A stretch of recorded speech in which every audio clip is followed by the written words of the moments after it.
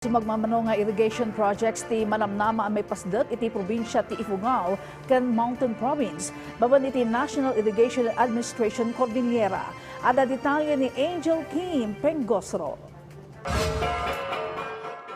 Iti Mountain Province, 40 nga irrigation projects ti manamnama a maipasdak. Adan dayto iti budget a 140 million pesos. Dagitoy a proyekto iti 10 a munisipalidad ket panggepda ti agserbi iti dagop a kalawa a 483 nga hektarya. Agdagop iti 1,927 a mannalon ken dagiti pamilyada ti mapatapatta nga agnumar kadagitoy nga irrigation project.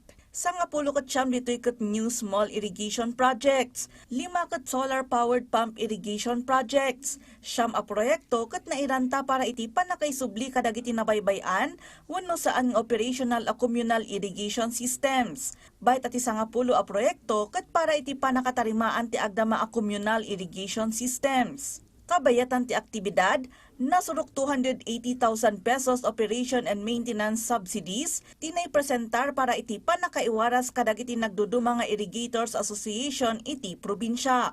Kabayatan na, 35 nga irrigation project met ti manamnama a may pasdek iti probinsya ti Ifugao.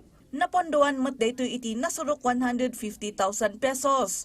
Pakairamanan ti 16 a repair and restoration projects para kadagiti agdama a communal irrigation systems. Ken 17 a new small irrigation projects.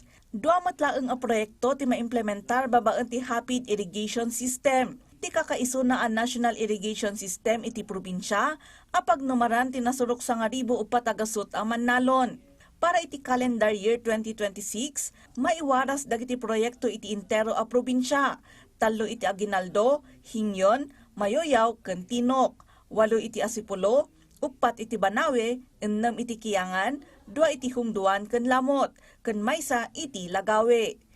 Panggap ti panakaipatungpal dagitoy a proyekto ti irigasyon ket mangipaganetget iti agtultuloy a panagregget ti NIA amang pasayaat iti serbisyo ti irigasyon, mangpasayaat iti produktibidad ti agrikultura ken mangitandudo iti panagbiag dagiti mannalon iti intero a probinsya.